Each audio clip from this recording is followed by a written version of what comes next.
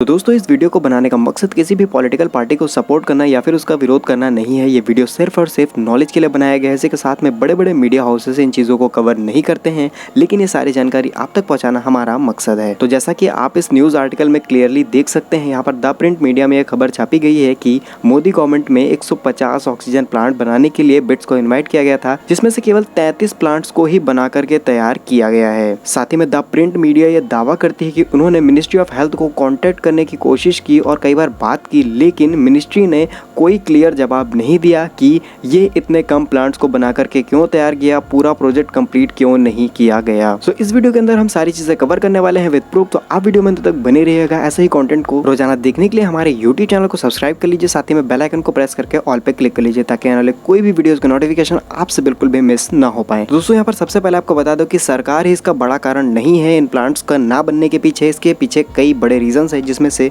3 main reasons हैं जो इस वीडियो के अंदर मैं आपको बताने वाला हूं। सबसे पहले बात करते हैं कि इस प्लांट के बारे में जिक्र कब हुआ। तो दोस्तों दिसंबर 2020 में इन बिट्स को इनवाइट किया गया था, जहां गवर्नमेंट ने इन प्लांट्स को लगाने के लिए 201.58 करोड़ रुपए एलोकेट किए थे। लेकिन फिर क्या था, 8 अप्रैल को ये न्यूज सामने आई कि union ministry of health and family ने ये अनाउंस किया कि मोदी गवर्नमेंट में जो भी 150 ऑक्सीजन प्लांट्स को इन्वाइट किया गया था, उसमें से केवल 33 ऑक्सीजन प्लांट ही देश भर में स्थापित किए जा पाए हैं। बाकी के बचे हुए 117 पर क्या अपडेट है, इस वीडियो के लास्ट में हम आपको डिस्कस करेंगे। उससे पहले जान लेते हैं कि आखिर क्या फैक्टर्स हैं जिसकी वजह से ये काम इतना रुक गया। उससे पहले यहाँ पर हम बात करते हैं कि इन ऑक्सीजन प्लांट्स की इतनी ज्यादा जरूरत क्यों थी, और आज के टाइम पे तो आप समझ सकते हैं कि ऑक्सीजन की कितनी ज्यादा देश के अंदर शॉर्टेज है, और इन ऑक्सीजन प्लांट के बनने की वजह से भारत के अंदर कई बड़ी प्रॉब्लम्स को सॉल्व किया जा सकता था।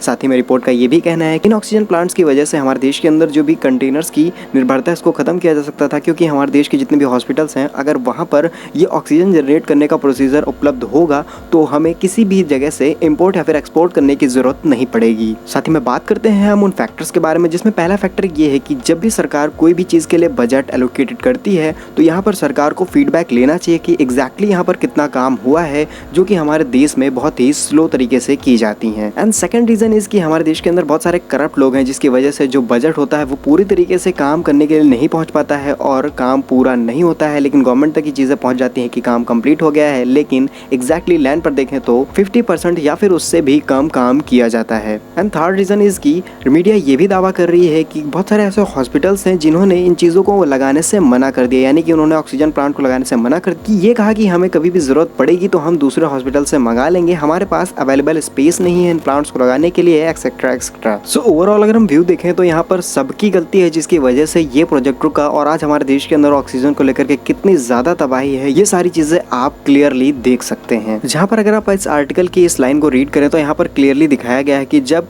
हम मिनिस्ट्री ऑफ हेल्थ को कांटेक्ट किए, जहाँ पर उसके महानिदेशक जो सुरेश पुरी और निपुण विनायक जी हैं उनसे कांटेक्ट किया गया और इन ऑक्सीजन प्लांट के बारे में जानकारी पूछी गई, तो कोई भी जवाब नहीं आया। लेकिन रिसेंटली अभी स्वास्थ्य मंत्रालय ने ये चीजें ट्वीट करके जानकारी दी। अब इन बचे हुए प्लांट्स पर काम किया जा रहा है, जिसमें से मई के अंत तक 59 और प्लांट्स को स्थापित कर लिया जाएगा। तो दोस्तों ये थी हमारे सिस्टम में हो रही अंदर की कुछ खास जानकारियां। होप करता हूँ आपको सारी चीजें बड़ी आसानी से क्लियर हो गई होंगी। यहाँ पर सारी चीजें मैंने अपनी तरफ से नहीं बताई हैं, जो भी चीजें आर्टिकल में प्रिंट की गई हैं, बहुत ही बड़ा मीडिया हाउस है, वो चीजें मैंने आप तक रखने की कोशिश की है। सो प्लीज इस वीडियो को पॉजिटिव वे में लीजिएगा और आप अपना पर्सनल ओपिनियन कमेंट सेक्शन में जरूर शेयर कीजिएगा। यदि आपको कंटेंट पसंद आया तो चैनल को सब्सक्राइब किए बिना मत जाइएगा। मिलते हैं आपको किसी नए और इंटरेस्टिंग वीडियो में, तब तक के लिए वंदे मातरम, भारत माता की जय।